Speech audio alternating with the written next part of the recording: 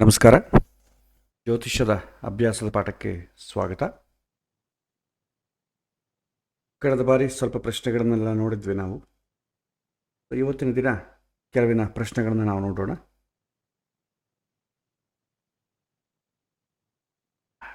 ಪ್ರಾರಂಭವನ್ನು ಮಾಡಬಹುದು. ಯಾರಾದರೂ ಪ್ರಶ್ನೆಗಳೇನಾದರೂ ಇದ್ದರೆ ಮುಂದುವರಿಸ್ಬೋದು. ಏನಾದರೂ ಪ್ರಶ್ನೆಗಳಿದ್ದರೆ ಕೇಳಿ.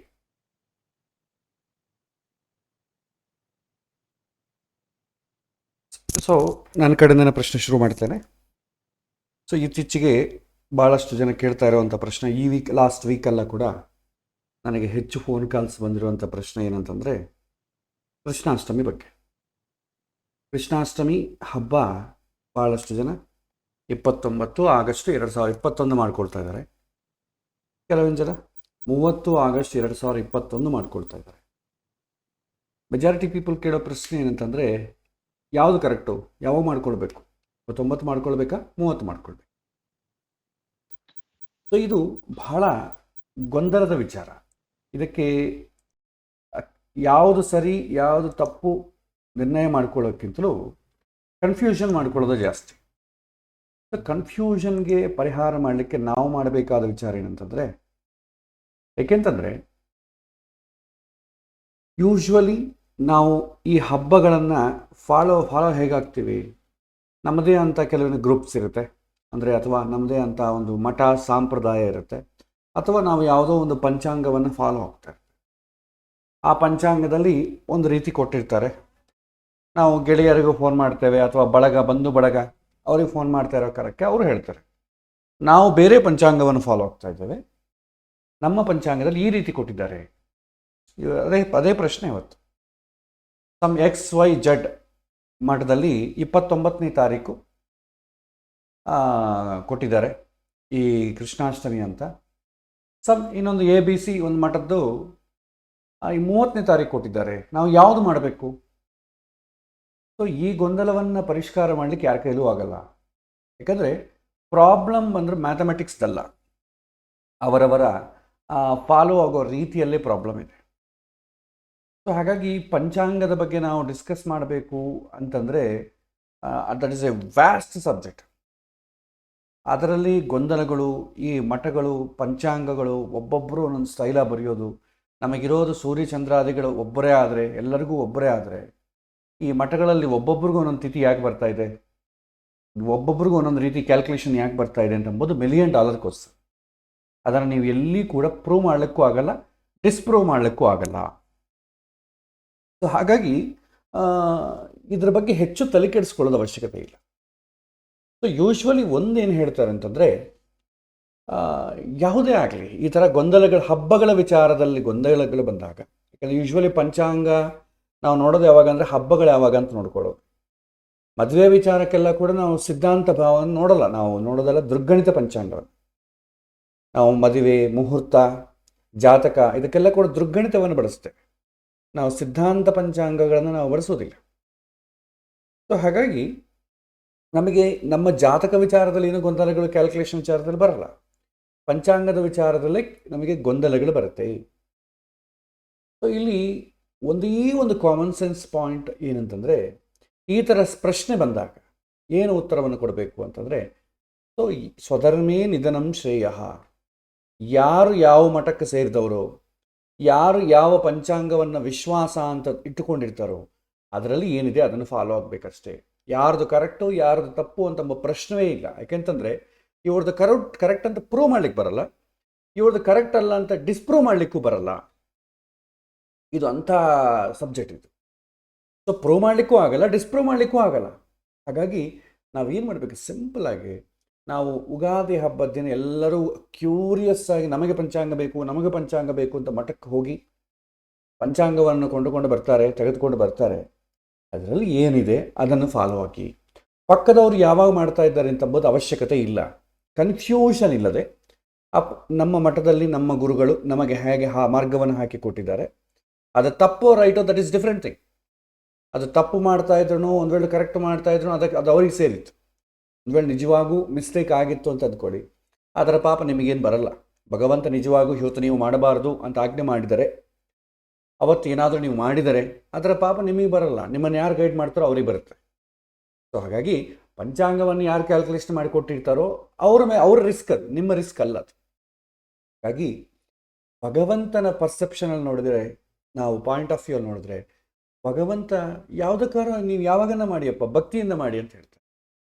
29 ಮಾಡಿ, 30ನೇ ತಾರೀಕನ್ನು ಮಾಡಿ, ಭಕ್ತಿ ಇದೆಯಾ ಅಂತ ನೋಡ್ತಾನಷ್ಟೇ. ಯಾವ ದಿನ ಇದೆ, ಅವತ್ತು ಅಷ್ಟಮಿ ಇದೆಯೋ, ಅಷ್ಟಮಿ ಎಷ್ಟು ಗಳಿಗೆ ಇದೆ, ಪ್ರಾರಂಭದಲ್ಲಿದೆಯಾ, ಕೊನೆಗಿದೆಯಾ, ರೋಹಿಣಿ ನಕ್ಷತ್ರ ಬಂದಿದೆಯಾ, ಇದೆಲ್ಲ ಕೂಡ ಭಕ್ತಿಗೆ ಇದೆಲ್ಲ ಕೂಡ ಬೇಕಾಗಿಲ್ಲ. ಸೊ ಹಾಗಾಗಿ ನಮಗೆ ಭಗವಂತನ ಖುಷಿ ಪ್ರೀತಿಯಿಂದ ಒಂದು ಬರ್ತಡೇ ಅಂತ ಮಾಡಿಕೊಳ್ಬೇಕೇ ಆಗಲಿ, ನಾವು ಇದನ್ನೆಲ್ಲ ಗೊಂದಲಗಳು ಮಾಡಿಕೊಳ್ಳಬಾರ್ದು. ಸೊ ಹಾಗಾಗಿ ಎಲ್ಲಿ ಗೊಂದಲ ಇರುತ್ತೋ ಅಲ್ಲಿ ಪ್ರೀತಿ ಭಕ್ತಿ ಅಂತಂಬೋದು ಎರಡೂ ಇರುವುದಿಲ್ಲ. ಹಾಗಾಗಿ ಹಬ್ಬಗಳ ವಿಚಾರದಲ್ಲಾಗಲಿ ಯಾವಾಗೂ ಕೂಡ ಕನ್ಫ್ಯೂಷನ್ ಮಾಡಿಕೊಳ್ಳಬೇಡಿ. ನಾವು ಯಾವ ಮಠಕ್ಕೆ ಸೇರಿದ್ದೆವು, ನಾವು ಯಾವ ಗುಂಪಿಗೆ ಸೇರಿದ್ದೆವು, ಎಲ್ಲರೂ ಯಾವಾಗ ಮಾಡ್ತಾ ಇದ್ದಾರೆ, ಟೀಕೆ ಮಾಡಲಾರ್ದೆ, ಕನ್ಫ್ಯೂಷನ್ ಮಾಡಿಕೊಳ್ಳದೆ, ಅದು ಕರೆಕ್ಟ್ ಆಗಲಿ ತಪ್ಪಾಗಲಿ ಅವತ್ತೇ ಮಾಡಿಕೊಳ್ಳಬೇಕು. ಅದನ್ನು ಇನ್ನೊಬ್ಬರನ್ನು ಕೇಳಿ ಅವರನ್ನೂ ಗೊಂದಲ ಇಡಿಸಿ ಇದು ದೊಡ್ಡ ಒಂದು ವೈರಸ್ ಥರ ಫಾರ್ಮ್ ಆಗುತ್ತೆ. ಈ ಥರ ಬೇಡ. ಇದರ ಬಗ್ಗೆ ಚರ್ಚೆಗಳು ಮಾಡಿಕೊಳ್ಳೋದು, ಡಿಬೇಟ್ಗಳು ಮಾಡಿಕೊಳ್ಳೋದು, ಇದೆಲ್ಲ ಕೂಡ ವ್ಯರ್ಥವಾದ ಕೆಲಸ. ಹಬ್ಬಗಳ ವಿಚಾರದಲ್ಲಿ ನಮಗಿರಬೇಕಾದ ಭಕ್ತಿ. ಎಲ್ಲಿ ಕನ್ಫ್ಯೂಷನ್ ಇದೆಯೋ ಅಲ್ಲಿ ಭಕ್ತಿ ಇರುವುದಿಲ್ಲ. ಸೊ ಹಾಗಾಗಿ common sense point of view ತಗೊಳ್ಳಿ. ಸೊ ಯಾವುದು ಕರೆಕ್ಟು ಯಾವುದು ತಪ್ಪು ಅಂತ ಪ್ರೂವ್ ಮಾಡ್ಲಿಕ್ಕೆ ಹೋಗಬೇಡಿ, ಅದು ನಾವು ಅಶಕ್ತರು. ಒಂದು ವೇಳೆ ನೀವು ಆ ಥರ ಕೇಳಬೇಕು ಅಂತಂದ್ರೂ ಕೂಡ ಜನಸಾಮಾನ್ಯರನ್ನು ಕೇಳಲಿಕ್ಕೆ ಹೋಗಬೇಡಿ, ಜ್ಯೋತಿಷ್ಯರನ್ನು ಕೇಳಲಿಕ್ಕೆ ಹೋಗಬೇಡಿ. ಆ ಪಂಚಾಂಗವನ್ನು ಯಾರು ಬರೆದಿರ್ತಾರೆ ಅವರನ್ನು ಕೇಳಿ, ಅವ್ರದ್ದು ನಿಮಗೆ ಕರೆಕ್ಟಾಗಿ ಉತ್ತರ ಕೊಡ್ತಾರೆ. ಕರೆಕ್ಟಾಗಿ ಉತ್ತರ ಕೊಡ್ತಾರೆ ಅಂದ್ರೆ ಏನು, ಅವರು ಹೇಳಿದ್ದೇ ಕರೆಕ್ಟ್ ಅಂತ ಅವ್ರು ಪ್ರೂವ್ ಮಾಡಲಿಕ್ಕೆ ಬೇಕಾದಂಥ ವ್ಯವಸ್ಥೆಯನ್ನು ಕೊಡ್ತಾರೆ. ಯಾಕೆಂತಂದರೆ ನಿಜವಾಗ ಹೌದ್ರಿ ನಾನು ಪಂಚಾಂಗದಲ್ಲಿ ಬರೆದಿದ್ದೆ ಅದು ತಪ್ಪು, ನಾಳೆ ಮಾಡಿ ಅಂತ ಯಾರಾದರೂ ಹೇಳ್ತಾರೆ. ಎಲ್ಲರೂ ಅವ್ರ ಪಂಚಾಂಗದಲ್ಲಿರೋದೇ ಕರೆಕ್ಟ್ ಅಂತ ಹೇಳ್ತಾರೆ. ಅಷ್ಟು ಮಾತ್ರಕ್ಕೆ ನಾವು ಹೋಗಿ ಗೊಂದಲ ಮಾಡಿಕೊಂಡು ಕನ್ಫ್ಯೂಷನ್ ಮಾಡಿಕೊಂಡು ತಲೆ ಓಡಿಕೊಳ್ಳೋದು ಯಾಕೆ? ಇದು ಮಾಡಿಕೊಳ್ಳಿಕ್ಕೆ ಹೋಗಬೇಡಿ. ಸೊ ನೀವು ಯಾವ ಮಠಕ್ಕೆ ಸೇರಿದ್ದೀರೋ, ಯಾವ ಪಂಚಾಂಗವನ್ನು ನಂಬಿಕೆಯಿಂದ ವಿಶ್ವಾಸದಿಂದ ಫಾಲೋ ಹೋಗ್ತಾ ಇದ್ದೀರೋ ಅದರಲ್ಲಿ ಏನಿದೆ ಅದನ್ನು ಮಾಡಿ. ಅಥವಾ ಯಾರೋ ಒಬ್ಬರಿಗೆ ಫೋನ್ ಮಾಡಿ ಅವ್ರು ಈ ಥರ ಮಾಡಬೇಡಿ ನಾಳೆ ಮಾಡಿ ಅಂತ ಹೇಳಿದ್ರೆ ನಿಮ್ಮ ಪಂಚಾಂಗವನ್ನು, ನಿಮ್ಮ ಗುರುಗಳನ್ನು, ನಿಮ್ಮ ಮಠವನ್ನು ನೀವೇ ದ್ರೋಹ ಮಾಡಿದಂಗೆ ಆಗ್ತದೆ. ಹಾಗಾಗಿ ಒಂದಕ್ಕೊಂದು ಕಂಪೇರ್ ಮಾಡಿಕೊಳ್ಳೋದು ಬೇಡ. ಸೊ ಇದು ನನ್ನ ಉತ್ತರ. ಹಾಗಾಗಿ ಯಾರು ಕನ್ಫ್ಯೂಸ್ ಮಾಡಿಕೊಳ್ಳಬೇಡಿ. ಇದು ಕೃಷ್ಣಾಷ್ಟಮಿಗೆ ಸಂಬಂಧಪಟ್ಟದ್ದು ಅಷ್ಟೇ. ನಾಳೆ ರಾಮನವಮಿ ಬಂದ್ರೂ ಯಾವ ಹಬ್ಬ ಬಂದ್ರೂ ನಾವು ಈ ಥರ ಕನ್ಫ್ಯೂಸ್ ಮಾಡಿಕೊಳ್ತೇವೆ. ಸೊ ಕನ್ಫ್ಯೂಸ್ ಆಗಬೇಡಿ. ಇವತ್ತು ಮಾಡಿಕೊಂಡ್ರೂ ನಾಳೆ ಮಾಡಿಕೊಂಡ್ರೂ ಭಗವಂತ ಏನು ನಿಮಗೇನು ಶಿಕ್ಷೆ ಕೊಡಲ್ಲ. ಸೊ ಆ ಗಳಿಗೆಯೊಳಗೆಯೇ ಮಾಡಬೇಕು ಅಂತಂಬೋದು ನಿಯಮ ಇದೆ. ಆದರೆ ಬೇರೆ ಸಮಯದಲ್ಲಿ ಮಾಡಬಾರ್ದು ಅಂತಲ್ಲ. ಕರೆಕ್ಟಾಗಿ ಗಳಿಗೆಯಲ್ಲೇ ಮಾಡಬೇಕು ಅಂತ ಎಲ್ಲಿ ಸಾಧ್ಯ ಆಗ್ತದೆ? ಸ್ವಲ್ಪ ಕಾಮನ್ ಸೆನ್ಸ್ ಯೂಸ್ ಮಾಡಿ. ಸಾಂಪ್ರದಾಯಗಳು, ಆಚಾರಗಳು ಇದೆಲ್ಲ ಕೂಡ ನಾವು ಮಾಡಿಕೊಂಡಿದ್ದೆ, ನಮ್ಮ ಪರಂಪರದಲ್ಲಿ ಬಂದಿದ್ದೆ. ಸೊ ಇದಕ್ಕೆ ಭಗವಂತಗೆ ಯಾವ ಥರ ಸಂಬಂಧ ಇಲ್ಲ. ಭಗವಂತ ಹೇಗೆ ಜೀವನ ಮಾಡಬೇಕು ಅಂತ ಹೇಳ್ತಾನೆ ಅಷ್ಟೇ. ಸೊ ಹಾಗಾಗಿ ಇದನ್ನು ಎಚ್ಚರಿಕೆ ವಹಿಸಬೇಕು. ದಯವಿಟ್ಟು ಕನ್ಫ್ಯೂಷನ್ ಮಾಡಿಕೊಳ್ಬೇಡಿ. ಕನ್ಫ್ಯೂಷನ್ ಮಾಡಿಕೊಂಡ್ರೆ ಭಕ್ತಿ ಅಂತಂಬೋದು ಹೊಟ್ಟೋಗುತ್ತೆ. ನಮಗೆ ಸಂಶಯ ಬರುತ್ತೆ, ಅಯ್ಯೋ ನಾಳೆ ಮಾಡಬೇಕಾಯ್ತೇನೆ, ಇವತ್ತು ಮಾಡಿದ್ವಿ, ನಾಳೆ ಮಾಡಬೇಕಾಯ್ತೇನೆ, ಇವತ್ತೇ ಮಾಡಬೇಕು, ನಾವು ನಾಳೆ ಮಾಡ್ತಾ ಇದ್ದೀವಿ. ಇದೇ ಮನಸ್ಸಲ್ಲಿ ತುಂಬಿಕೊಂಡು ಬಿಟ್ಟರೆ ಭಕ್ತಿ ಇರುವುದಿಲ್ಲ. ಭಗವಂತ ನೀವು ಇವತ್ತು ಮಾಡಿದ್ರು ನಾಳೆ ಮಾಡಿದ್ರು ಫೀಲ್ ಆಗಲ್ಲ. ಅದನ್ನು ಬೇಕಾದ್ರೆ ಪ್ರೂವ್ ಮಾಡ್ಬೋದು. ಭಗವಂತನ ಗುಣಗಣಗಳನ್ನು ನೀವು ನೋಡಿ, ಭಗವಂತನ ಗುಣಗಣಗಳನ್ನು ನೋಡಿದ್ರೆ ಇದು ಫೀಲ್ ಆಗೋದಿಲ್ಲ ಅಂತ ಅರ್ಥ. ಅದನ್ನು ಬೇಕಾದ್ರೆ ಪ್ರೂವ್ ಮಾಡ್ಬೋದು. ನೀವು ಯಾವಾಗ ಮಾಡಿದ್ರೂ ಕೂಡ ಭಗವಂತ ಅದನ್ನು ಸ್ವೀಕಾರ ಮಾಡ್ತಾನೆ ಅಂತಂಬುದಕ್ಕೆ ಬೇಕಾದಷ್ಟು ಪ್ರೂವ್ ಮಾಡ್ಬೋದು. ಆದರೆ ಕೃಷ್ಣಾಷ್ಟಮಿ ಇವತ್ತಾ ನಾಳೆ ಅಂತ ಪ್ರೂವ್ ಮಾಡಲಿಕ್ಕೆ ಆಗೋದಿಲ್ಲ. ಒಪ್ಪಿಕೊಳ್ಳಿಕ್ಕೂ ಯಾರೂ ರೆಡಿ ಇರಲ್ಲ. $1 ಮಿಲಿಯನ್ ಕೊಡ್ಸರ್. ಹಾಗಾಗಿ ಅಂಥ ಗೋಜಲಿಗೆ ನೀವು ಹೋಗಬೇಡಿ. ಬಹಳಷ್ಟು ಕಾಲ್ಸ್ ನನಗೆ ಇದರ ಮೇಲೆ ಬಂದಿದೆ. ಹಾಗಾಗಿ ಇದಕ್ಕೆ ಹೇಳ್ತಾ ಇದ್ದೇನೆ, ಇದೇ ಅಲ್ಲ ಮುಂದೆ ಯಾವ ಹಬ್ಬ ಬಂದರೂ ಕೂಡ ಇದೇ ರೂಲ್ಸ್ ಅಪ್ಲೈ ಮಾಡಿಕೊಳ್ಳಿ. ಭಕ್ತಿ ಇಲ್ಲದ ಪೂಜೆ ವ್ಯರ್ಥ. ಎಲ್ಲಿ ಕನ್ಫ್ಯೂಷನ್ ಇದೆಯೋ ಅಲ್ಲಿ ಭಕ್ತಿ ಇಲ್ಲ. ಎಲ್ಲ ಕೂಡ ಬುದ್ಧಿಪೂರ್ವಕವಾಗಿ ಎಲ್ಲವನ್ನ ಪ್ರೂವ್ ಮಾಡಲಿಕ್ಕೆ ಆಗೋದಿಲ್ಲ. ಕ್ಯಾಲ್ಕುಲೇಷನನ್ನು ಕಾಮನ್ ಸೆನ್ಸ್ ಪಾಯಿಂಟ್ ನಾವು ಹೋಗಬೇಕು. ನಮಗಿರೋದು ಸೂರ್ಯ ಚಂದ್ರ ಎಲ್ಲರಿಗೂ ಕಾಮನ್. ಸೂರ್ಯ ಚಂದ್ರರು ಎಲ್ಲರಿಗೂ ಕಾಮನ್ನೇ ಆಗಿದ್ದಾಗ ಎಲ್ಲರಿಗೂ ಬೇರೆ ಬೇರೆ ತಿಥಿಗಳು ಹೇಗೆ ಬರುತ್ತೆ? ಸ್ವಲ್ಪ ಕಾಮನ್ ಸೆನ್ಸ್ ಯೂಸ್ ಮಾಡಿ. ಯಾವ ಮಠಕ್ಕಾದ್ರೂ ಒಂದೇ ಬರುತ್ತೆ. ನೀವೊಂದು 10 ಪಂಚಾಂಗಗಳು ನೋಡಿ, ಎಲ್ಲದರಲ್ಲೂ ವ್ಯತ್ಯಾಸ ಇರುತ್ತೆ. ಇದು ಹೇಗೆ ಬರ್ತಾ ಇದೆ? Human error. ಅದರಲ್ಲಿ ಯಾವುದು ಕರೆಕ್ಟ್ ಅಂತ ಪ್ರೂವ್ ಹೆಂಗೆ ಮಾಡ್ತೀರಾ? ನಮಗೆ ಸ್ಟ್ಯಾಂಡರ್ಡ್ ಯಾವುದು ಇಲ್ಲ. ನಮಗೆ ನಮ್ಮ ಅನುಭವವೇ ಸ್ಟ್ಯಾಂಡರ್ಡ್ ಅಷ್ಟೇ. ನಮ್ಮ ಅನುಭವ ಏನು ಹೇಳುತ್ತೆ, ನಮ್ಮ ನಂಬಿಕೆ ಏನು ಹೇಳುತ್ತೆ, ವಿಶ್ವಾಸ ಏನು ಹೇಳುತ್ತೆ, ಅದರ ಮೇಲೆ ಹೋಗ್ತಾ ಇರಬೇಕಷ್ಟೇ. ಸೊ ಇದು ತಿಳ್ಕೊಳ್ಬೇಕಾದಂಥ ವಿಚಾರ. ಇದನ್ನು ಕನ್ಫ್ಯೂಸ್ ಮಾಡಿಕೊಳ್ಬೇಡಿ. ಬೇರೆಯವರಿಗೂ ಕೂಡ ಇದೇ ರೀತಿ ಹೇಳಿ. ಬಂಧು ಬಳಗ ಎಲ್ಲರೂ ಇದೇ ರೀತಿ ಕನ್ಫ್ಯೂಸ್ ಮಾಡಿಕೊಳ್ತಾ ಇರ್ತಾರೆ. ಅವರಿಗೆಲ್ಲವನ್ನು ಕೂಡ ಈ ಸಂದೇಶವನ್ನೇ ಮುಟ್ಟಿಸಿ. ಇದನ್ನು ಪ್ರೂವ್ ಮಾಡುವಂಥ ವಿಷಯ ಅಲ್ಲ. ಇದು ಈ ಒಂದು ಮೊದಲನೇ ಪ್ರಶ್ನೆಯ ಉತ್ತರ. ಎರಡನೇ ಪ್ರಶ್ನೆ ಹೋಗೋದಕ್ಕೆ ಮುಂಚಿತವಾಗಿ ನಿಮ್ಮಲ್ಲಿ ಏನಾದರೂ ಪ್ರಶ್ನೆ ಇದ್ದರೆ ನೀವು ಮುಂದುವರಿಸಬಹುದು. ನೀವು ಯಾರೂ ಕೇಳದ ಪಕ್ಷದಲ್ಲಿ ನನ್ನ ಪ್ರಶ್ನೆಗಳನ್ನು ನಾನೇ ಮುಂದುವರಿಸ್ತೇನೆ. ಒಳ್ಳೆ ಪ್ರಶ್ನೆ. ಯಾವ ಬುಕ್ಕನ್ನು ನಾವು ಫಾಲೋ ಆಗಬೇಕು, ಅದು ನಮ್ಮ ನಿತ್ಯ ಜೀವನದಲ್ಲಿ ಅಂತ ಒಂದು ಪ್ರಶ್ನೆ ಅರ್ಥ ಆಯಿತು.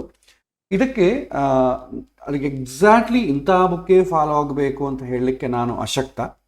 ಆದರೆ ನನ್ನ ಪರ್ಸೆಪ್ಷನ್, ನನ್ನ ಅಭಿಪ್ರಾಯವನ್ನು ನಾನು ತಿಳಿಸ್ತೇನೆ. ಏನು ಮಾಡ್ತೇನೆ, ಈ ಪಾಯಿಂಟ್ ಆಫ್ ವ್ಯೂ ನಾನೇನು ಮಾಡ್ತೇನೆ ಅಂತ ಹೇಳ್ತೇನೆ. ಹೀಗೆ ಮಾಡಬೇಕು ಅಂತ ಹೇಳಲಿಕ್ಕೆ ಅಷ್ಟು ಶಕ್ತಿ ನನಗಿಲ್ಲ. ಇಂಥ ಸಂದರ್ಭದಲ್ಲಿ ನಾನೇನು ಮಾಡ್ತೇನೆ ಅಂದರೆ, ಎಲ್ಲ ಪ್ರಪಂಚದಲ್ಲಿ ನಾನಾ ರೀತಿಯಾದಂಥ ವಿದ್ಯೆಗಳಿದೆ, ನಾನಾ ರೀತಿಯಾದಂಥ ಗ್ರಂಥಗಳಿದೆ, ಅದರದ್ದೇ ಆದಂಥ ಎಕ್ಸ್ಪ್ಲನೇಷನ್ ಇದೆ.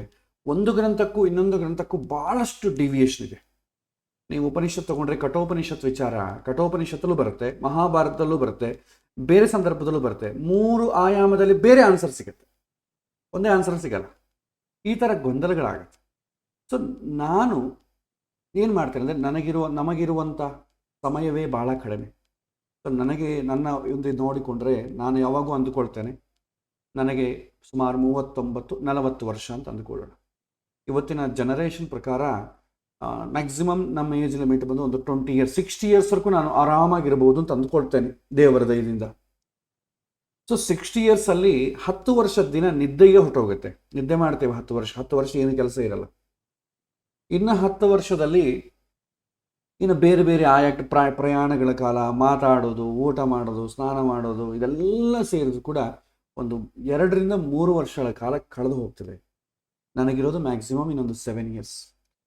5 to 7 ಇಯರ್ಸಲ್ಲಿ ನಾನು ಎಷ್ಟು ಓದಬಲ್ಲೆ? ಅದರಲ್ಲಿ ಕೂಡ ಇಂದ್ರಿಯಗಳು ಪರ್ಫೆಕ್ಟ್ ಆಗಿರುತ್ತೆ ಅಂತ ನನಗೆ ಗ್ಯಾರಂಟಿ ಇಲ್ಲ.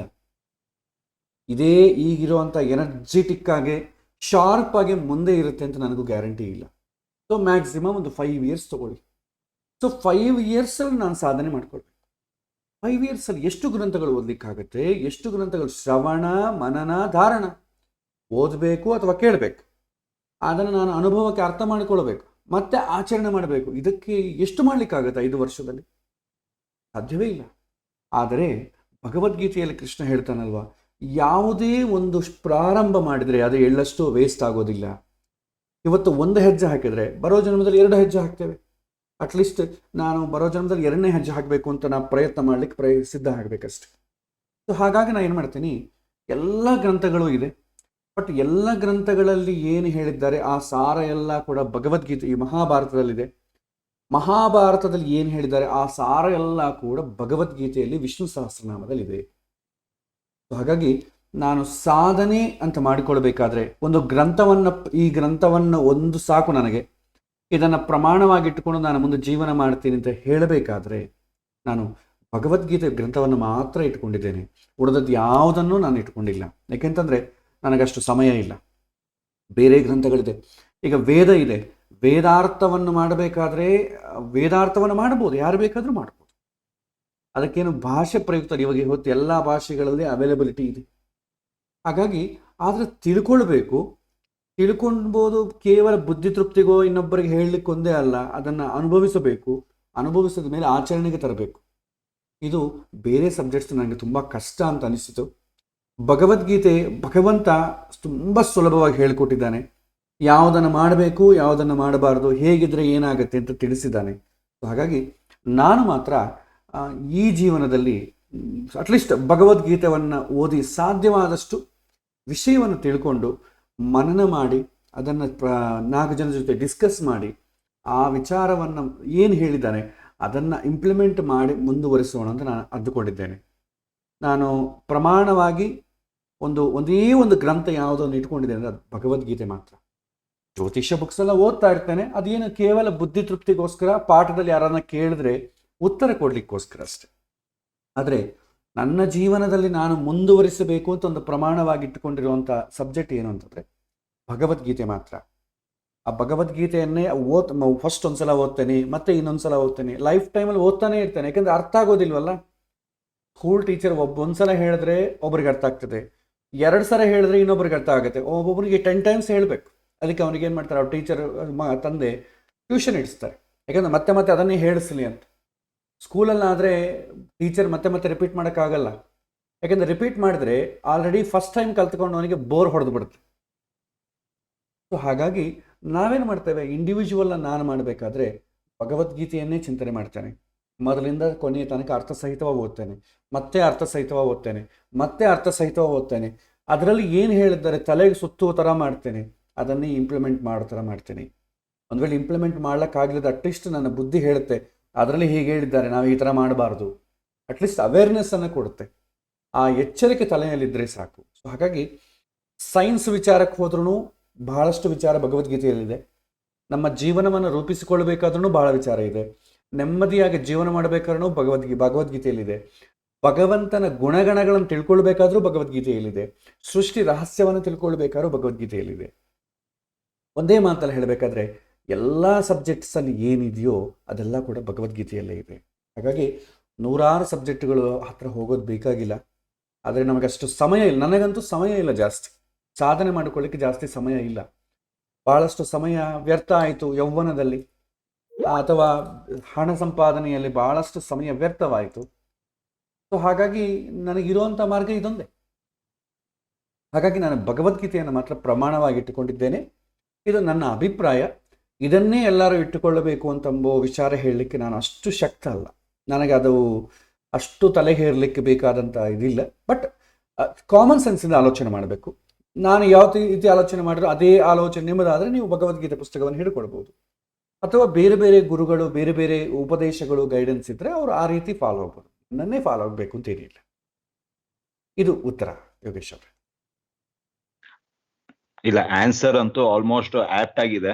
ಲೈಕ್ ಕೋಆರ್ಡಿನೇಷನ್ ಅಂದ್ರೆ ನಾವು ಯಾವ ಸಬ್ಜೆಕ್ಟ್ ಕಲ್ತ್ರು ಲಾಸ್ಟ್ ಅಲ್ಲಿ ನಮ್ಗೆ ಎಲ್ಲಾ ಅಳವಡಿಸ್ ನೋಡ್ಬೇಕಾದ್ರೆ ಭಗವದ್ಗೀತೆಯಲ್ಲಿ ಎಲ್ಲ ನಿಮ್ಗೆ ಆಲ್ಮೋಸ್ಟ್ ಎಲ್ಲಾ ಸಬ್ಜೆಕ್ಟು ಟಚ್ ಆಗ್ಬಿಡುತ್ತೆ ಅಲ್ಲಿ. ಹೌದು ಹೌದು. ನೀವು ಸಾತ್ವಿಕವಾಗಿ ಗುಣಗಳು ಇಟ್ಕೊಳ್ಬೇಕು, ಅಥವಾ ಹೇಗೆ ನಿಮ್ಮ ಗುಣಗಳು ಇರ್ಲಿ, ಅಥವಾ like what we say the ತತ್ವಗಳು, ಹೇಗೆ ಅದನ್ನ ಯುಟಿಲೈಸ್. ನೀವು nature systems is whole imbibed in Gita ಅಂತ ತಗೊಳ್ತೀವಿ. So I think that's ultimate. ಅದು ಒಂದ್ ಸಬ್ಜೆಕ್ಟ್ ಸರಿಯಾಗಿ ಇಟ್ಕೊಂಡ್ಬಿಟ್ರೆ ಬೇರೆ ಸಬ್ಜೆಕ್ಟ್ ಎಲ್ಲ ಆಟೋಮ್ಯಾಟಿಕಲಿ ನಮ್ಗೆ ಆಗುತ್ತೆ, ಇನ್ಕ್ಲೂಡ್ ಆಗ್ಬಿಡುತ್ತೆ ಅಂತ. ಸೊ ಥ್ಯಾಂಕ್ಸ್ ಅ ಲಾಟ್ ಗುರುಗಳೇ. Thank you. ನಮೋ ನಮಃ. ಬೇರೆ ಪ್ರಶ್ನೆಗಳನ್ನು ಕೇಳಬಹುದು ಯಾರಾದರೂ? ನಿಮ್ಮ ಅನುಭವದ ಪ್ರಶ್ನೆ, ನೀವು ಜ್ಯೋತಿಷ್ಯದಲ್ಲಿ ಬೇರೆಯವ್ರ ಜೊತೆ ಕೇಳಿರುವಂಥ ಪ್ರಶ್ನೆ ಎಲ್ಲವನ್ನೂ ಹಂಚಿಕೊಳ್ಳಿ, ತೊಂದರೆ ಇಲ್ಲ. ಪ್ರಶ್ನೆ ಹಾಕ್ತೀನಿ ಗುರು. ಕೇಳಿ. ಪ್ರಶ್ನೆ ಹಾಕೋ ಟೈಮಲ್ಲಿ ನಾವು ಮಾಂದಿ ಲಗ್ನದಲ್ಲಿ ಬಂದ್ರೆ ಆ ಪ್ರಶ್ನೆ ಸಕ್ಸಸ್ಫುಲ್ ಆಗುತ್ತೋ ಅಥವಾ ಇಲ್ವೋ ಒಂದು ಕ್ವಶನ್ ಅದು. ಬಟ್ ಅದ್ರ ಮೇಲೆ ಗುರು ದೃಷ್ಟಿ ಇದ್ರೆ ಮಾಂದಿ ಇಸ್ ಅ ಡ್ರೆಡೆಡ್ ಪ್ಲಾನೆಟ್ ಅಂತ ನಾವು ಓದಿರೋದು. ಸೊ ಅದು ನಿಮಗೆ ಆ ರಿಸಲ್ಟ್ ಹೇಗೆ ಕೊಡುತ್ತೆ ಅಂತ, ಬಿಕಾಸ್ ಲಗ್ನದಲ್ಲೇ ಮಾಂದಿ ಇದ್ದಾಗ ಹೇಗೆ ಕನ್ಸಿಡರ್ ಮಾಡಬೇಕು? ಓಕೆ. ಸೊ ಯೂಶ್ವಲಿ ಏನು ಮಾಡ್ತೇವೆ, ಮಾಂದಿ ಅಂತಂಬೋ ಗ್ರಹವನ್ನು ಸ್ಪೆಷಲ್ ಕೇಸಸಲ್ಲಿ ಯೂಸ್ ಮಾಡ್ತೇವೆ. ಯಾವಾಗಂತಂದರೆ ಬ್ಲ್ಯಾಕ್ ಪ್ಯೂರ್ಲಿ ಕೆಟ್ಟ ವಿಚಾರ ಚಿಂತನೆ ಮಾಡೋ ಕಾಲಕ್ಕೆ ಮಾತ್ರವೇ ಮಾಂದಿನ ಗುಳಿಕೆಯನ್ನು ಕನ್ಸಿಡರ್ ಮಾಡ್ತೇವೆ. ರಾಹುವನ್ನು ಲೈಕ್ ಬ್ಲ್ಯಾಕ್ ಮ್ಯಾಜಿಕ್ ಮಾಡಿದ್ದಾರೆ, ದೊಡ್ಡ ಕಳ್ತನ ಆಗಿದೆ, ಒಂದು ಅನಾಹುತ ಆಗಿದೆ, ಯಾರೋ ಏನೋ ಒಂದು ಪ್ರಯೋಗ ಮಾಡಿದ್ದಾರೆ, ವಿಷ ಪ್ರಯೋಗ ಮಾಡಿದ್ದಾರೆ, ಯುದ್ಧ, ಈ ಥರ ಪ್ಯೂರ್ಲಿ ಡೆಡಿಕೇಟೆಡ್ಲಿ ನೆಗೆಟಿವ್ ವಿಚಾರವೇ ಥಿಂಕ್ ಮಾಡೋ ಕಾಲಕ್ಕೆ ನಾವು ಆ ಇಂಟೆನ್ಸಿಟಿಯಲ್ಲಿ ನಾವು ಮಾಂದಿ ಗ್ರಹವನ್ನು ಕನ್ಸಿಡರ್ ಮಾಡ್ತೇವೆ. ಜನರಲ್ ಆಗಿ ಒಂದು ಒಳ್ಳೇದಾಗತ್ತಾ ಇಲ್ಲ ಅಂದರೆ ನಮ್ಮ ನೋಡುವಂಥ ದೃಷ್ಟಿ ಒಳ್ಳೆಯದ್ರ ಮೇಲೆ ಹೋದಾಗ ಮಾಂದಿಯನ್ನು ಕನ್ಸಿಡರ್ ಮಾಡಲ್ಲ. ಮಾಂದಿ, ಗುಳಿಕ, ಇಂದ್ರಚಾಪ ಇವೆಲ್ಲ ಕೂಡ ಏನಂತಂದರೆ ಉಪಗ್ರಹಗಳು ಅಂತ ಹೇಳ್ತೇವೆ. ಸೊ ನಾವು ಆ ಸಮಯದಲ್ಲಿ general point of view, general ಪರ್ಸೆಪ್ಷನಲ್ಲಿ ಏನು ಮಾಡ್ತೇವೆ, ಮಾಂದಿಯನ್ನು ನಾವು ಕನ್ಸಿಡರ್ ಮಾಡಲ್ಲ. ಮಾಂದಿ ನೀವು ಕನ್ಸಿಡರ್ ಮಾಡಿದ್ರೆ ಕೂಡ ಏನಾಗುತ್ತೆ, ಅದು ಪಾಪಗ್ರಹ ಅಷ್ಟೇ, ಅಷ್ಟಕ್ಕೆ ಮೇಲೆ ಏನು ಪ್ರೆಡಿಕ್ಟ್ ಮಾಡೋದು ಏನಿಲ್ಲಲ್ಲ. ಮಾಂದಿ ಶನಿಗೆ ಉಪಗ್ರಹ, ಶನಿ ಯಾವ ರೀತಿ ಇರ್ತೀವೋ ಮಾಂದಿಯನ್ನು ಕೂಡ ಅದೇ ರೀತಿ ಕನ್ಸಿಡರ್ ಮಾಡ್ತೇವೆ. ಮಾಂದಿನ ಕನ್ಸಿಡರ್ ಮಾಡಿದ್ರೆ ಪಾಪ, ಸೊ ಅನುಕೂಲ ಇಲ್ಲ. ಗುರುದೃಷ್ಟಿ ಇದೆ, ಅನುಕೂಲ, 50-50 ಆಗುತ್ತೆ. ಜನರಲ್ ಪಾಯಿಂಟ್ ಆಫ್ ವ್ಯೂ ಮಾಂದಿಲ್ ಕನ್ಸಿಡರ್ ಮಾಡೋದಿಲ್ಲ. ಆದ ಕಾರಣ ಗುರುದೃಷ್ಟಿ ಲಗ್ನದ ಮೇಲಿರೋದ ಕಾರಣ ಆ ಸಮಯದಲ್ಲಿ ಏನು ಪ್ರಶ್ನೆ ಕೇಳಿದರೆ ಅದು ಅನುಕೂಲ ಆಗುತ್ತೆ ಅಂತ ಹೇಳ್ತೇವೆ. ಇಫ್ ಇಟ್ ಈಸ್ ಜನರಲ್, ನನಗೆ ಈ ಟೈಮ್ ಹೇಗಿದೆ, ನಾನು ಈ ಥರ ಒಳ್ಳೇದು ಮಾಡ್ಬೋದಾ, ಒಳ್ಳೆ ಪಾಯಿಂಟ್ಸನ್ನೇ ಕೇಳ್ತಾ ಇದ್ರೆ ಅದನ್ನು ಮಾಂದಿನ ಕನ್ಸಿಡರ್ ಮಾಡೋ ಅವಶ್ಯಕತೆ ಇಲ್ಲ. ಇಲ್ಲ, ನನಗೆ ಮೇಲೆ ಕೆಟ್ಟದ್ದನ್ನೇ, ನಾನು ಫಸ್ಟ್ ಕೆಟ್ಟದ್ದನ್ನೇ ನೋಡ್ತೇನೆ. ಸೊ ನನ್ನ ಮೇಲೆ ಏನಾದರೂ ವಿಷ ಪ್ರಯೋಗ ಆಗಿದೆಯಾ, ನನಗೇನಾದರೂ ಕೆಟ್ಟದ್ದು ಕಾಡ್ತಾ ಇದೆಯಾ, ನನಗೆ ಈ ರೀತಿ ಆಗ್ತಾ ಇದೆ, ಏನಾದರೂ ಕೆಟ್ಟದ್ದಿದೆಯಾ, ಕೆಟ್ಟದ್ದನ್ನೇ ನೀವು ಸರ್ಚ್ ಮಾಡಿಕೊಳ್ತಾ ಹೋಗೋ ಕಾಲಕ್ಕೆ ಮಾಂದಿನ ಕನ್ಸಿಡರ್ ಮಾಡಿ. ಸೊ ಇದು ಜಸ್ಟ್ ಅನುಭವದಲ್ಲಿ ಬರುವಂತಹ ವಿಚಾರ. ಇದಕ್ಕೆ ನಾವು ಯಾವುದನ್ನು ನೋಡಬೇಕು ಅಂತಂಬೋದು ಬೇಸ್ಡ್ ಆನ್ ಸಿಚುವೇಶನ್, ಆ ಸಂದರ್ಭದ ಪ್ರಕಾರ ನಾವು ಮಾಡ್ತೇವೆ. ಹಾಗಾಗಿ ಜನರಲ್ಲ ನೀವು ಪಾಸಿಟಿವ್ ಕಡೆ ಆಲೋಚನೆ ಮಾಡೋ ಕಾಲಕ್ಕೆ ಮಾಂದಿನ ಕನ್ಸಿಡರ್ ಮಾಡೋದು ಬೇಡ. ನೀವು ಡೆಡಿಕೇಟೆಡ್ಲಿ ನೀವು ಕೆಟ್ಟದ್ದಾಗಿದೆಯಾ ಅಂತ ನೋಡಿಕೊಳ್ಳೋ ಹೋಗೋ ಕಾಲಕ್ಕೆ ಮಾಂದಿನ ಕನ್ಸಿಡರ್ ಮಾಡಿ. ಓಕೆ, ಈಗ ಕೆಲವು ಪ್ರಶ್ನೆಗಳು ಬರುತ್ತೆ. ಯಾರಿಗೋ ಪೇಷಂಟ್ ಹಾಸ್ಪಿಟಲ್ಗೆ ಅಡ್ಮಿಟ್ ಮಾಡೋರೆ, ಓಕೆ, ಇವಾಗ ಸೀರಿಯಸ್ನೆಸ್ ಅದು ಗೊತ್ತಾಗುತ್ತೆ ಪ್ರಶ್ನೆಯಲ್ಲಿ. ಬಟ್ ಈ ರಿಕವರಿ ಎಷ್ಟು ದಿವಸದಲ್ಲಿ ಆಗುತ್ತೆ ಅನ್ನೋದು ಒಂದು ಕಾನ್ಸೆಪ್ಟ್ ಏನಾದ್ರು ಅರ್ಥ ಆಗುತ್ತೆ ಅದರಲ್ಲಿ? ರಿಕವರಿ ಅಂತಂದಾಗ ಏನು ಮಾಡ್ತೇವೆ, ಜಾತಕದಲ್ಲಿ ನೋಡ್ತೇವೆ, ಪ್ಲಸ್ ಪ್ರಶ್ನೆಯಲ್ಲಿ ನೋಡ್ತೇವೆ.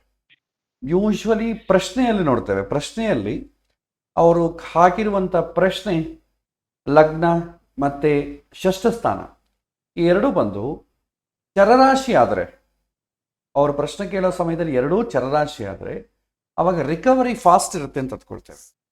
ಸ್ಥಿರರಾಶಿ ಆದರೆ ರಿಕವರಿ ವೆರಿ ಸ್ಲೋ. ಅಥವಾ ದ್ವಿಸ್ವಭಾವ ರಾಶಿ ಆದರೆ, ಕಾಮನ್ ಸೈನ್ ಆದರೆ ರಿಕವರಿ ಬೇಗ ಆಗುತ್ತೆ, ಅಟ್ ದ ಸೇಮ್ ಟೈಮ್ ಮತ್ತೆ ಪ್ರಾಬ್ಲಮ್ ರಿಪೀಟ್ ಆಗುತ್ತೆ ಅಂತ ಒಂದು ಕಡೆ ಊಹಿಸ್ಬೋದು. ಎರಡನೇದು ಎಷ್ಟು ಸಮಯ ತಗೊಳ್ಳುತ್ತೆ ಅಂತ ಎಕ್ಸಾಕ್ಟ್ಲಿ ತಗೊಳ್ಬೇಕಾದ್ರೆ ಅದಕ್ಕೆ ಪ್ರಶ್ನೆಯಲ್ಲೇ ಕೆಲವಿನ ಕಾನ್ಸೆಪ್ಟ್ಸ್ ಇದೆ.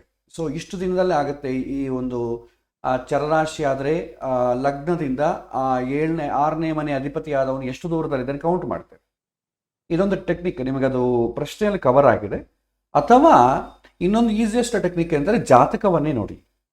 ಜಾತಕದಲ್ಲಿ ರೋಗವನ್ನು ಸೂಚನೆ ಮಾಡುವಂಥ ಗ್ರಹ ಯಾವುದು? 6ನೇ ಮನೆ ಅಧಿಪತಿ ಅಥವಾ ಶನಿ, ಕುಜ. ಅವನು ಯಾವ ಸಮಸ್ಯೆಯಿಂದ ಒದ್ದಾಡ್ತಿದ್ದಾನೆ, ಅದಕ್ಕೆ ಕಾರಕ ಯಾರಿದ್ದಾನೆ, ಅವನು responsible. Recovery, so immunity power strong, recovery ಎಲ್ಲ ಕೂಡ ಲಗ್ನಾಧಿಪತಿ ಸೂರ್ಯ ಚೆನ್ನಾಗಿರಬೇಕು. ಶರೀರ ಬಲ ಇದೆಲ್ಲ ಕೂಡ ಸೂರ್ಯಗೆ ಸಂಬಂಧಪಟ್ಟದ್ದು. ನಾವು ಶರೀರ ಬಲವಾಗಿರಬೇಕು, ಚೆನ್ನಾಗಿರಬೇಕು, ಇದೆಲ್ಲ ಕೂಡ ಸೂರ್ಯ. ಹಾಗಾಗಿ ಲಗ್ನಾಧಿಪತಿ ಸ್ಟ್ರೆಂಗ್ತ್ ಎಷ್ಟಿದೆ ಅಂತ ನೋಡಿ. ಲಗ್ನಾಧಿಪತಿ ಚೆನ್ನಾಗಿದ್ದಾನೆ ಅಂತಂದರೆ ಇಮ್ಯುನಿಟಿ ಪವರ್ ಚೆನ್ನಾಗಿದೆ, ಸೂರ್ಯ ಚೆನ್ನಾಗಿದ್ದಾನೆ ಅಂದರೆ ಇಮ್ಯುನಿಟಿ ಪವರ್ ಚೆನ್ನಾಗಿದೆ. ಸೊ ಅವನು ಬೇಗ ರಿಕವರಿ ಆಗ್ತಾನೆ ಅಂತಿರುತ್ತೆ. ಸೊ ಇನ್ ಕೇಸ್ ಆ ಥರ ಇದ್ದಾಗ ನಮಗೆ ಆ ಲಗ್ನಾಧಿಪತಿ ಆಗಲಿ ಅಥವಾ ಶುಭಗ್ರಹಗಳ ದಶೆ ಯಾವಾಗ ಶುರುವಾಗುತ್ತೆ ಅಂತ ನೋಡಿ. ಆ ಶುಭಗ್ರಹಗಳ ದಶೆ ಯಾವಾಗ ಶುರುವಾಗುತ್ತೋ ಅಥವಾ ಲಗ್ನಾಧಿಪತಿ ಅಥವಾ ಸೂರ್ಯನ ದಶೆ ಯಾವಾಗ ಶುರುವಾಗುತ್ತೋ ಆವಾಗ ರಿಕವರಿ ಆಗುತ್ತೆ ಅಂತಂಬೋದು ನೀವು ಅಪ್ರಾಕ್ಸಿಮೇಟ್ಲಿ ಅವ್ರಿಗೆ ಹೇಳ್ಬೋದು. ಸೊ ನೆಕ್ಸ್ಟ್ ಮಂತಿಂದ ರಿಕವರಿ ಆಗುತ್ತೆ ಅಥವಾ ನೆಕ್ಸ್ಟ್ ಇಯರಿಂದ ರಿಕವರಿ ಆಗುತ್ತೆ ಅಂತ ನೀವು ಹೇಳ್ಬೋದು. ಇನ್ನು ಡೀಪಾಗಿ ಕೂಡ ಹೇಳ್ಬೋದು. ಅದಕ್ಕೇನು ಮಾಡಬೇಕಂದ್ರೆ ಆಯುಷನ್ನು ಕ್ಯಾಲ್ಕುಲೇಟ್ ಮಾಡಬೇಕು. ಅದು ಏನಾಗುತ್ತೆ ಅಂದರೆ ತುಂಬ ಡೀಪಾಗಿ ನೀವು ಆಲೋಚನೆ ಮಾಡಿದ್ರೆ ಕೂಡ ನಾವು ಹೇಳಲಿಕ್ಕೆ ತುಂಬ ಪ್ರತಿಬಂಧಕಗಳಾಗ್ತವೆ. ಹಾಗಾಗಿ ಜಸ್ಟ್ ಲಗ್ನವನ್ನು ನೋಡಿ. ಸೊ ಲಗ್ನಾಧಿಪತಿ ಸ್ಟ್ರಾಂಗ್ ಇದ್ದಾನೆ, ಲಗ್ನಾಧಿಪತಿಗೆ ಸಂಬಂಧಪಟ್ಟ ದಶೆ ನಡೆಯುತ್ತೆ ಅಂತಂದಾಗ ಅವನಲ್ಲಿ ರಿಕವರಿ ಅಂತಂಬೋದು ಸ್ಟಾರ್ಟ್ ಆಗುತ್ತೆ ಅಂತ ನಾವು ಗುರುತಿಸ್ಬೋದು. ಅಲ್ಲ ಜಾತಕ ಪ್ರಕಾರವೂ ಹೇಳ್ಬೋದು, ದಶೆ ಹೇಗಿದೆ ಅಂತ ಹೇಳ್ಬೋದು, ಅಥವಾ ಗೋಚಾರ ಇದು ಪ್ರಶ್ನೆ ಚಕ್ರದಲ್ಲಿ ನಿಮಗೆ ಇದರ ಪ್ರಕಾರವೂ ಹೇಳ್ಬೋದು. ಲಗ್ನ ಮತ್ತು ಷಷ್ಠ ಅದು ನಿಮಗೆ ಪ್ರಶ್ನೆ ಚಕ್ರದ ದೈವಜ್ಞ ವಲ್ಲಭದಲ್ಲಿ ಆರೋಗ್ಯ ವಿಷಯಕ್ಕೆ ಸಂಬಂಧಪಟ್ಟ ಪಾಠವನ್ನು ಹೇಳಿದ್ದೇನೆ. ಅದರಲ್ಲಿ ಯಾವಾಗ ರಿಕವರಿ ಆಗುತ್ತೆ ಅಂತಂಬುದನ್ನು ಕೂಡ ಒಂದು ಟಾಪಿಕ್ ಹೇಳಿದ್ದೇನೆ, ನೀವು ಅದನ್ನು ನೋಡ್ಬೋದು.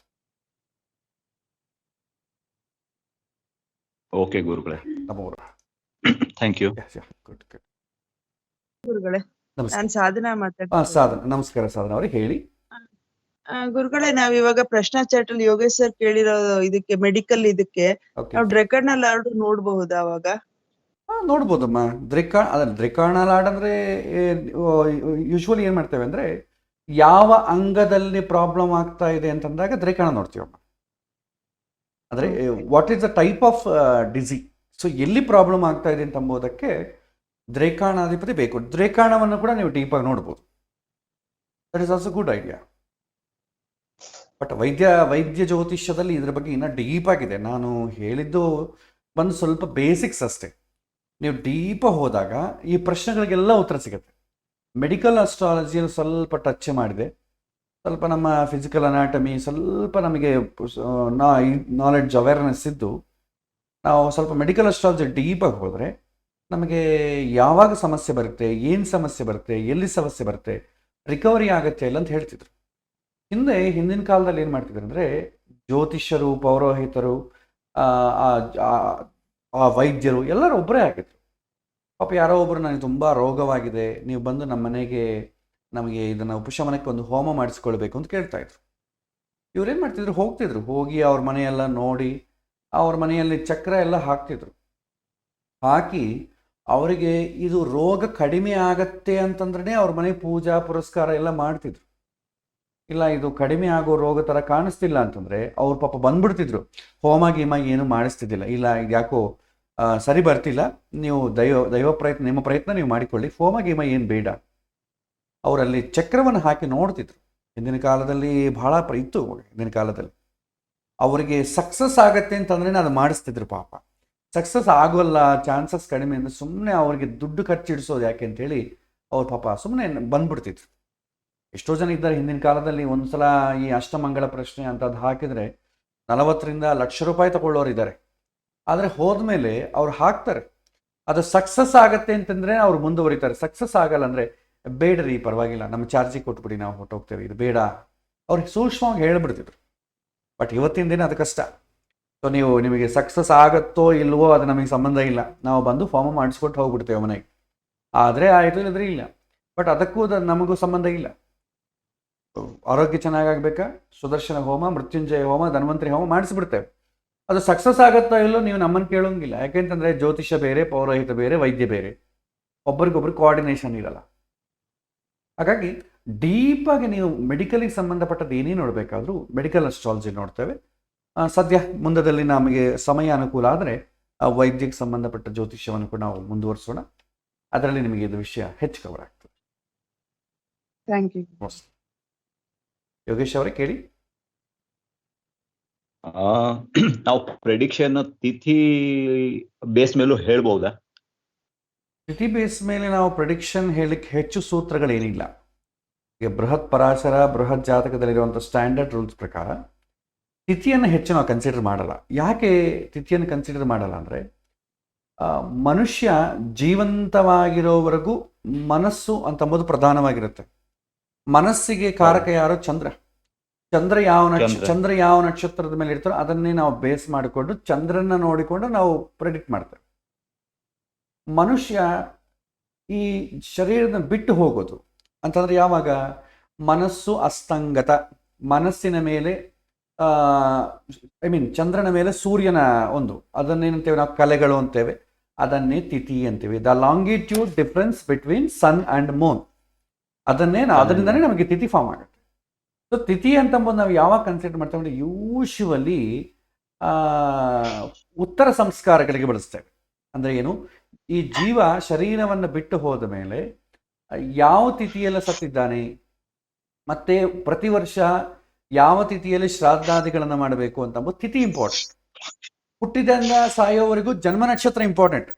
ನಾವು ಹುಟ್ಟಿದ ಹಬ್ಬ ಮಾಡಿಕೊಳ್ಳೋದೆಲ್ಲ ಜನ್ಮ ನಕ್ಷತ್ರದ ಮೇಲೆ.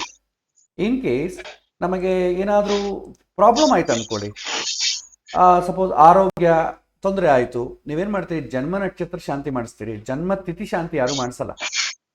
ಜನ್ಮ ನಕ್ಷತ್ರ ಶಾಂತಿ ಮಾಡಿಸ್ಬೋದು. ಅದೇ ರೀತಿ ತಿಥಿ ಶಾಂತಿ ಯಾವಾಗ ಮಾಡಿಸ್ತಾರೆ? ಒಬ್ಬ ಮನುಷ್ಯ ಮರಣವಾದಾಗ, ಇನ್ ಕೇಸ್ ದುರ್ಮರಣ ಆಯ್ತು ಅಂದ್ಕೊಳ್ಳಿ, ಅಯ್ಯೋ ಕೆಟ್ಟ ತಿಥಿಯಲ್ಲಿ ಸತ್ತಿದ್ದಾನೆ, ಮನೆ ಮುಚ್ಚಬೇಕು ಅಥವಾ ಶಾಂತಿ ಮಾಡಬೇಕು ಅಂತಂಬೋದು ತಿಥಿ ತಗೊಳ್ತೇವೆ ಅವಾಗ. ಸೊ ಯೂಶ್ವಲಿ ಇವತ್ತಿನ ಈ ಕೆಲವಿನ ಸಂಪ್ರದಾಯಗಳು ಬರುತ್ತೆ. ಮಧ್ವ ಸಂಪ್ರದಾಯದಲ್ಲಿ ಹಬ್ಬ ಆಗಲಿ, ಮದುವೆ ಆಗಲಿ, ಮದುವೆ ಅಲ್ಲ, ಹುಟ್ಟು ಹಬ್ಬ ಆಗಲಿ, ಎಲ್ಲವತ್ತಕ್ಕೂ ತಿಥಿ ತಗೊಳ್ತಾರೆ. ಯಾಕಂದರೆ ಅಭ್ಯಾಸ ಆಗಿರುತ್ತೆ. ಯಾಕೆಂದರೆ ಮಠಗಳಲ್ಲಿ ಎಲ್ಲ ನಡೆಯೋದು ಆರಾಧನೆಗಳಂತೂ ಜಾಸ್ತಿ ನಡೆಯುತ್ತೆ. ಬಟ್ ಬೇರೆ ಸಂಪ್ರದಾಯದಲ್ಲಿ ಗೊತ್ತಿಲ್ಲ. ಮಧ್ವ ಸಂಪ್ರದಾಯದಲ್ಲಿ ಹಲವಾರು ಆರಾಧನೆಗಳಿದೆ. ರಾಘವೇಂದ್ರ ಸ್ವಾಮಿಗಳ ಆರಾಧನೆ, ಇನ್ನೊಂದು ಎಷ್ಟೋ ಜನ ಯತಿಗಳು ಬರ್ತಾರೆ, ಅವ್ರ ಆರಾಧನೆಗಳು ನಡೀತದೆ. ಅವ್ರ ಆರಾಧನೆಗಳನ್ನು ನಾವೇನು ಮಾಡ್ತೇವೆ, ಆರಾಧನೆ ಈಸ್ ನಥಿಂಗ್ ಬಟ್ ವೈದಿಕ ಅಂತಂಬೋ ಶಬ್ದ ಕೂಡ ಕರೆಕ್ಟ್ ಅಲ್ಲ, ಶ್ರಾದ್ದ. ಸೊ ಅದನ್ನು ಮಾಡಿ ನಮಗೆ ಅಭ್ಯಾಸ. ಸೊ ಹಾಗಾಗಿ ಎಲ್ಲದಕ್ಕೂ ಪಂಚಾಂಗದಲ್ಲಿ ತಿಥಿ ನೋಡೋದು ಅಭ್ಯಾಸ ಆಗ್ಬಿಟ್ಟಿರುತ್ತೆ. ಸೊ ಹಬ್ಬ ಆದ್ರೂ ತಿಥಿ, ಹುಟ್ಟು ಹಬ್ಬ ಆದ್ರೂ ತಿಥಿ. ಸೊ ಯಾವ ತಿಥಿ ಭಾಳ ಜನ ಟ್ರೆಡಿಷ್ನಲ್ ಆಗಿ ಮಾಡಿಕೊಳ್ಬೇಕು ಹುಟ್ಟುಹಬ್ಬ ಅಂತ ಭಾಳ ಜನ ಇರುತ್ತೆ. ಅಯ್ಯೋ ನಾವು ಇಂಗ್ಲೀಷು ಪ್ರಕಾರ ಮಾಡಿಕೊಳ್ಳೋದಿಲ್ಲ, ನಾವು ಟ್ರೆಡಿಷ್ನಲ್ ತಿಥಿ ಪ್ರಕಾರ ಮಾಡಿಕೊಳ್ತೇವೆ. ಸೊ ತಿಥಿನ ಕನ್ಸಿಡರ್ ಮಾಡೋದಿಲ್ಲ. ಯಾರು ಮಠದ ಸಂಪ್ರದಾಯಕ್ಕೆ ತುಂಬ ಅಡಿಕ್ಟ್ ಆಗಿರ್ತಾರೋ ಅವ್ರಿಗೆ ಅಭ್ಯಾಸ ಆಗ್ಬಿಟ್ಟಿರ್ತದೆ, ಯಾವ್ದು ಮಾಡ್ಬೇಕಾದ್ರೂ ತಿಥಿ ಪ್ರಕಾರ ಮಾಡಬೇಕು ಅಂತ ಅಭ್ಯಾಸ ಆಗಿರುತ್ತೆ.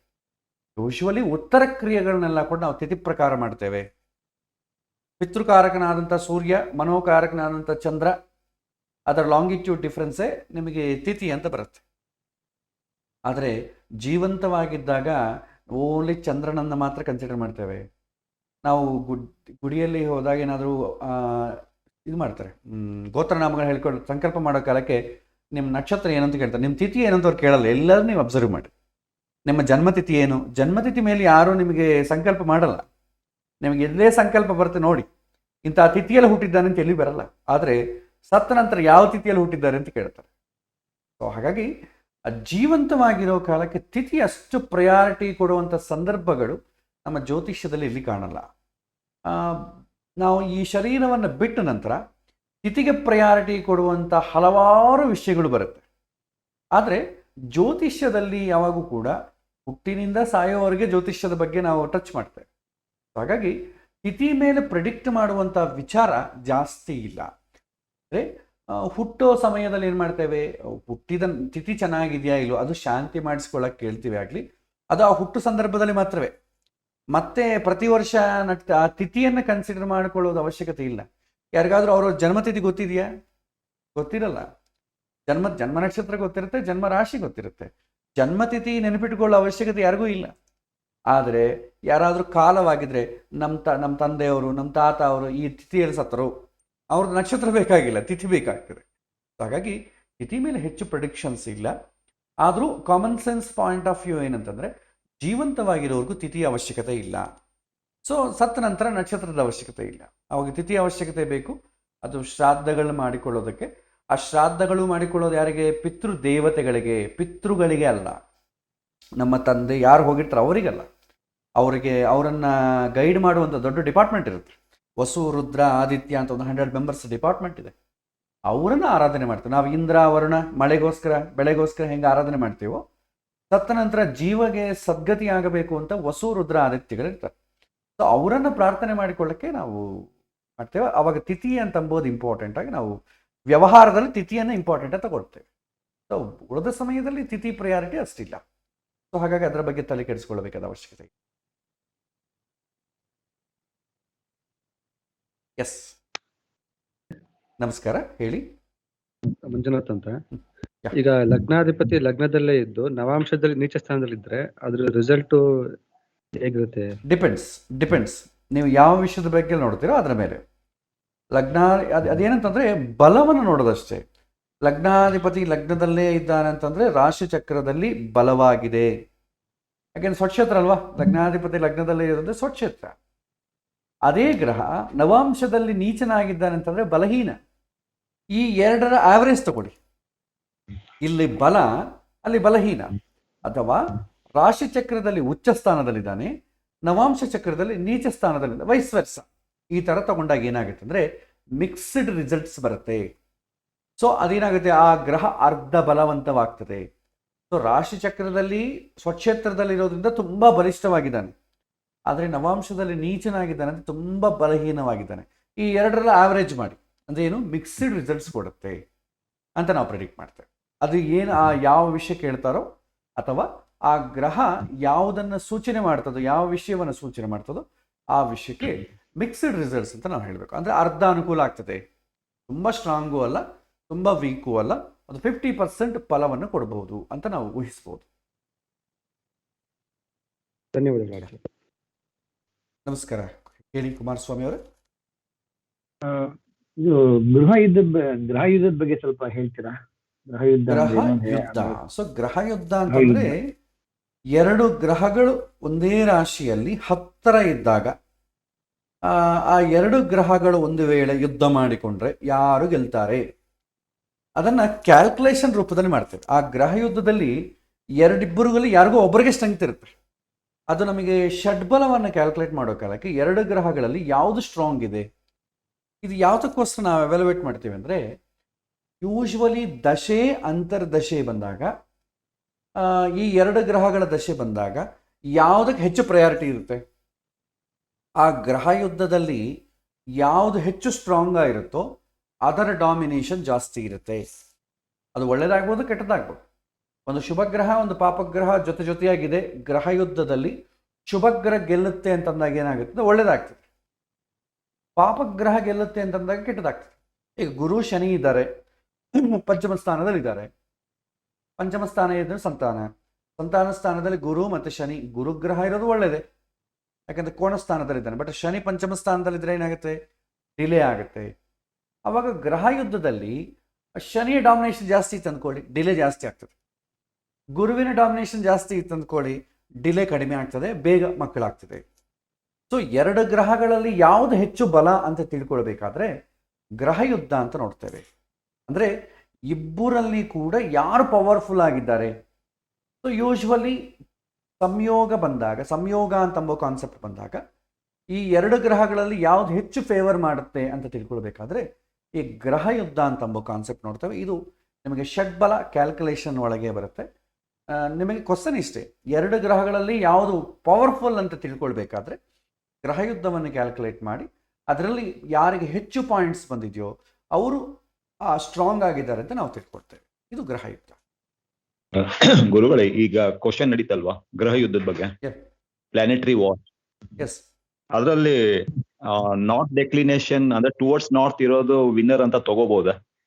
ಕ್ಯಾಲ್ಕುಲೇಷನ್ ವೈಸ್ ನೀವು ತಗೋಬಹುದು. ಅಂದ್ರೆ ಕ್ಯಾಲ್ಕುಲೇಷನ್ ಪಾರ್ಟ್ ಕವರ್ ಆಗುತ್ತೆ. ಇಲ್ಲಿ ಕನ್ಫ್ಯೂಸ್ ಆಗುತ್ತೆ ಪಾಪ.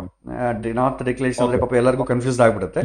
ಕ್ಯಾಲ್ಕುಲೇಷನ್ ಪಾರ್ಟ್ ಅಲ್ಲಿ ಷಡ್ಬಲ ಕ್ಯಾಲ್ಕುಲೇಷನ್ ಅಲ್ಲಿ ಅದನ್ನ ಬೇಕಾದ್ರೆ ನಾವು ಜಡ್ಜ್ ಮಾಡ್ಬೋದು. ಈಗ ಬೇಡ, ಕ್ಯಾಲ್ಕುಲೇಷನ್ ವೈಸ್ ಹೋದಾಗ ಹಲೋ, ಹೇಳಿ.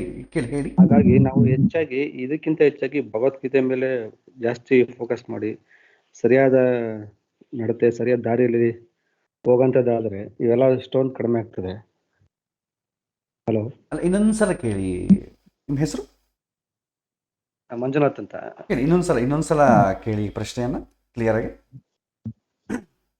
ಎಷ್ಟೊಂದು ನಮ್ಮ ಈ ಜಾತಕದಲ್ಲಿ ಎಷ್ಟೊಂದು ಸಮಸ್ಯೆಗಳಿಗೆ ಹೌದು, ನಮ್ಮ ಪೂರ್ವ ಜನ್ಮದ ಪಾಪಕರ್ಮಗಳಿಂದ ನಡೀತಾ ಇರ್ತದೆ. ಹೌದು, ಕರೆಕ್ಟ್.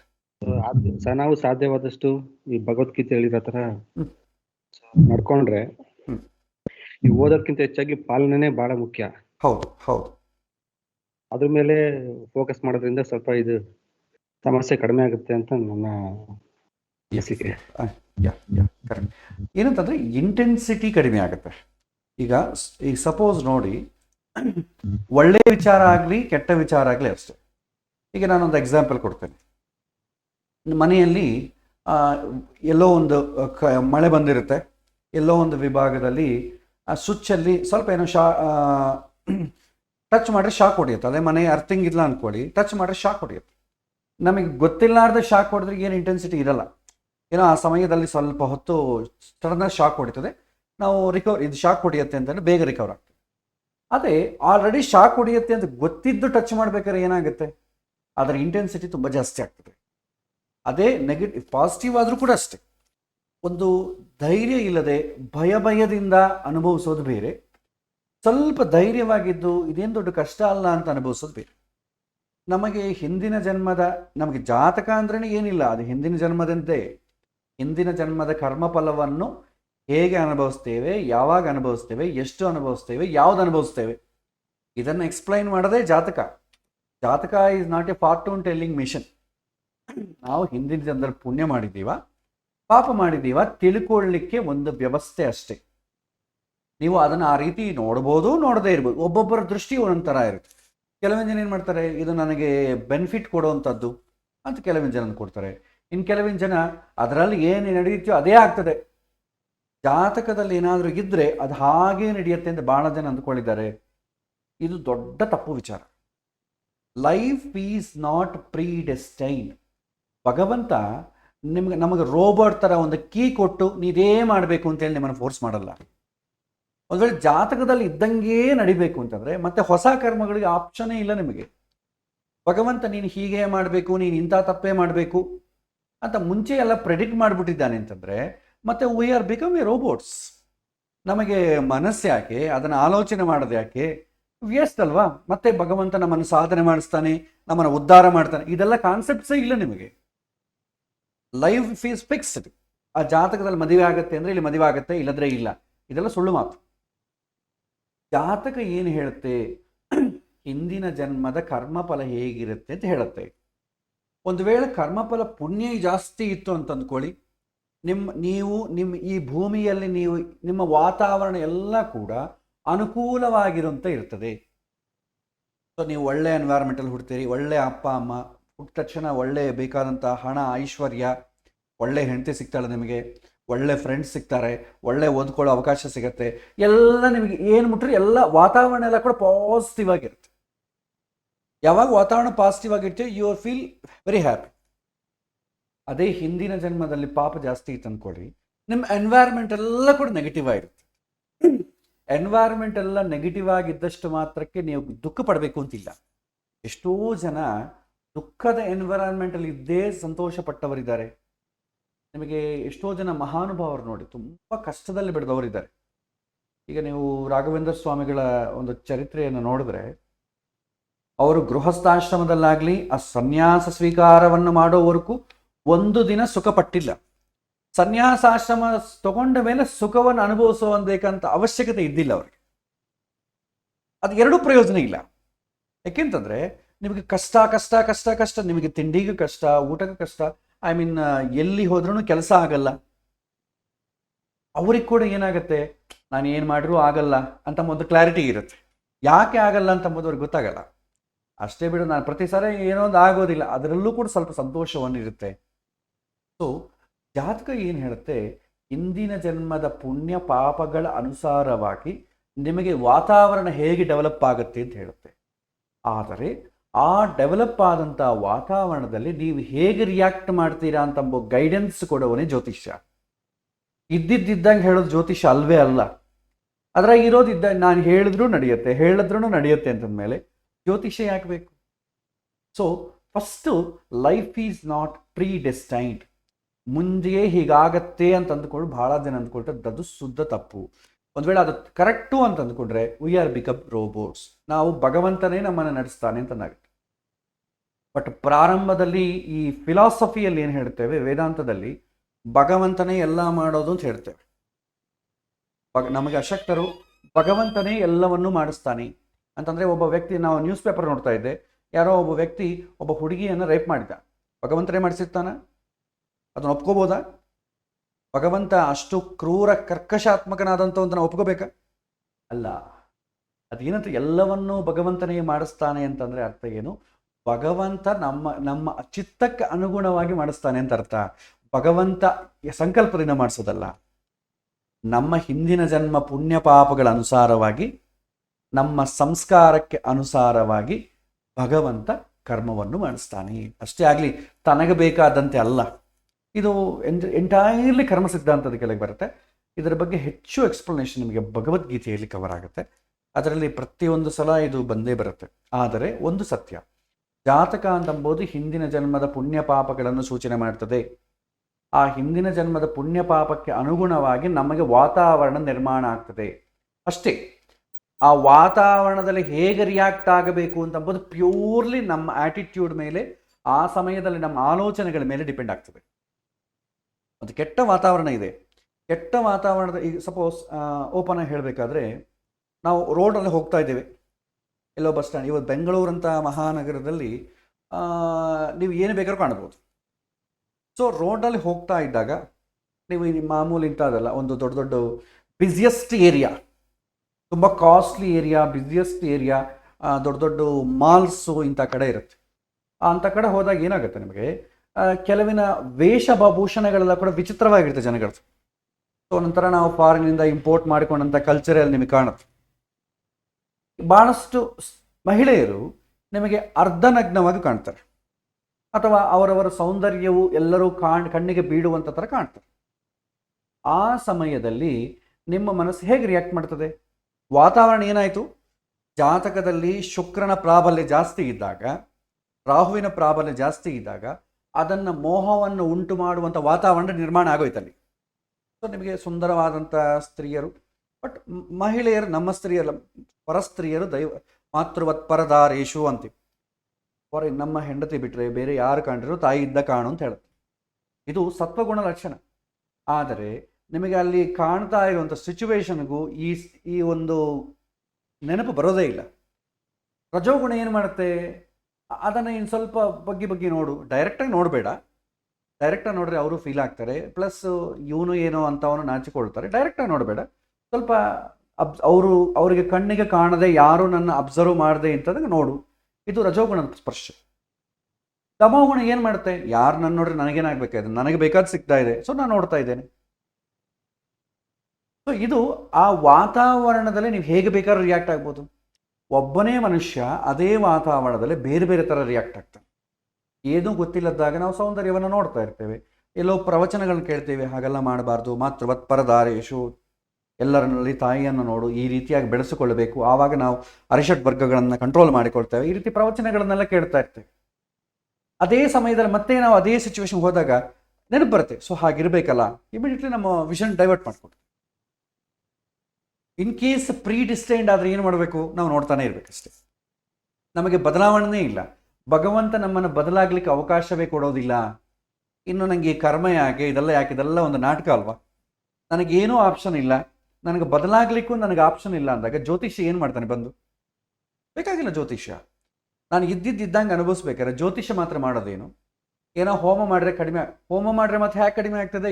ಇದ್ದಂಗೆ ಆಗೋಂಗಿದ್ರೆ ಈ ಥರ ಹಲವಾರು ಪ್ರಶ್ನೆ ಬರುತ್ತೆ. ಆದರೆ ಜ್ಯೋತಿಷ್ಯವನ್ನು ನೀವು ನೋಡೋ ಕಾಲಕ್ಕೆ ಒಂದನ್ನೇ ನೆನಪಿಟ್ಟುಕೊಳ್ಳಿ, ಜಾತಕದಲ್ಲಿ ಏನು ಸೂಚನೆ ಮಾಡ್ತದೆ ಅದರ ವಾತಾವರಣ ಅವನು ಸುತ್ತೋ ನಿರ್ಮಾಣವಾಗ್ತದೆ.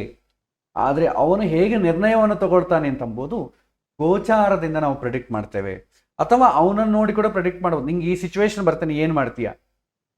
ಅವನನ್ನು ಪ್ರಿಪೇರ್ಡ್ ಮಾಡಬೇಕು, ಪ್ರಿಪೇರ್ಡ್ ಮಾಡಿ ಅವನನ್ನು ಮುಂದಕ್ಕೆ ಕೂರಿಸ್ಬೇಕು. ಸೊ ಈ ಸಿಚುವೇಶನ್ ನಿಂಗೆ ಯಾವುದು ಒಳ್ಳೆಯದಾಗ್ತದೆ? ಅದರಿಂದ ಎರಡು ಬೆನಿಫಿಟ್ ಇದೆ. ಒಂದು, ಆ ಒಂದು ನೆಗೆಟಿವ್ ಎನ್ವೈರನ್ಮೆಂಟಿಂದ ತಪ್ಪಿಸಿಕೊಳ್ಳೋದೊಂದು. ಎರಡನೇದು, ಮತ್ತೆ ಫರ್ದರ್ ಆಗಿ ಕೆಟ್ಟ ಕೆಲಸ ಮಾಡಿಕೊಳ್ಳದೆ ಇನ್ನೊಂದು ಜನ್ಮಕ್ಕೆ ಬೇಕಾದಂಥ ಪಾಪವನ್ನು ಸಂಗ್ರಹಣ ಮಾಡದೆ ಇರಲಿಕ್ಕೆ ಒಂದು ಅವಕಾಶ. ಸೊ ಇಷ್ಟು ನಾವು ಹೇಳ್ಬೋದು. ಬಟ್ ಇದು ವಿಚಾರ ನಿಮಗೆ ಭಗವದ್ಗೀತೆಯಲ್ಲಿ ಹೆಚ್ಚು ಕವರ್ ಆಗುತ್ತೆ. ಧನ್ಯವಾದ. ಸೊ ನಿಮಗೊಂದು ಟಾಸ್ಕನ್ನು ಅಥವಾ ನಿಮಗೆ ಪ್ರಶ್ನೆಗಳು ನಿಮ್ಮ ತಲೆಗೆ ಹೊಳೆಯೋ ಥರ ನಾನೊಂದು ಇದು ಕೊಡ್ತೇನೆ. ಸೊ ಒಬ್ಬ ಸ್ಟೂಡೆಂಟ್ ಏನು ಮಾಡಿದ್ದಾರೆ, ಜನರಲಾಗಿ ಏನೇನು ಕ್ವಶನ್ಸ್ ಕೇಳಬಹುದು, ಎಂಥ ಕ್ವಶನ್ಸ್ ಬರುತ್ತೆ, ಎಲ್ಲರೂ ಕ್ವಶನ್ಸ್ ಏನು ಕೇಳಬಹುದು ಅಂತ ಒಂದು ಡಾಕ್ಯುಮೆಂಟ್ ಒಂದು ಪ್ರಿಪೇರ್ ಮಾಡಿದ್ದಾರೆ. ಆ ಡಾಕ್ಯುಮೆಂಟ್ ನಾನು ನಿಮಗೆ ಕಳಿಸ್ತೇನೆ. ಸೊ ದಿಸ್ ಈಸ್ ಒಂದೊಂದು ವಿಷಯಕ್ಕೂ ಒಂದೊಂದು ಡಾಕ್ಯುಮೆಂಟ್, ಒಂದೊಂದು ಪ್ರಶ್ನೆಗಳು. ಈಗ ಸಪೋಸ್ ಕೆರಿಯರ್ ರಿಲೇಟೆಡ್ ಪ್ರಶ್ನೆಗಳು ಕಾಮನ್ ಆಗಿ ಏನು ಕೇಳಬಹುದು? ನನಗೆ what type of job should I pursue, what career am I most suited for, what course of training education should I enrol, when is a good time to change my job, will I be successful at some profession, should I stay my own business, is it benefit to take a business? ಈ ಥರ ನೋಡಿ, ಈ ಥರ ಹಲವಾರು ಪ್ರಶ್ನೆಗಳಿದೆ.